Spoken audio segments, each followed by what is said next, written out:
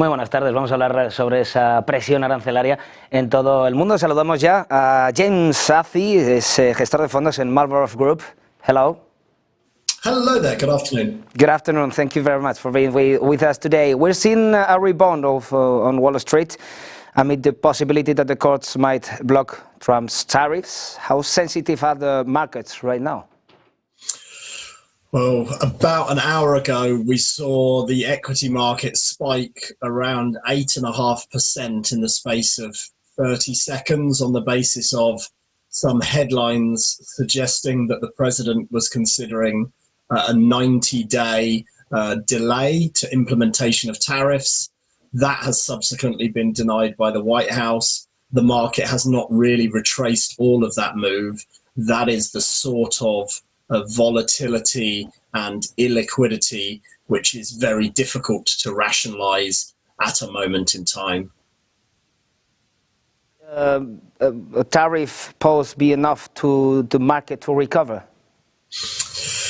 I mean, it depends. You know, this is such a complicated situation. Of course, the longer that tariffs are in place, the more the market will have to consider recessions. The magnitude of tariffs could come down, and that would obviously alleviate some growth concerns. But I think one of the bigger stories here is not just where the economy is going in the next few months. It really is this idea of US exceptionalism and whether or not investors will feel as comfortable being as heavily invested in the US as they have over the last 20 years. If we see an unwind of that trend, the potential impact on US assets and the US dollar really is significant over a long period of time. How serious is it that China is not part of the pause? Yeah, I mean, the headline again, this is very fluid. Definitely the biggest bilateral surplus and deficit is with China, and definitely China has been the first to a seemingly quite aggressive retaliation.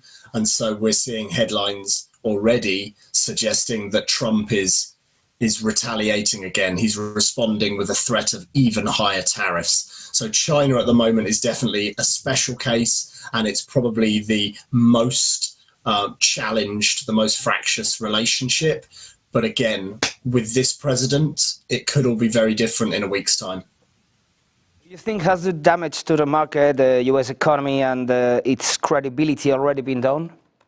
Yes, without question.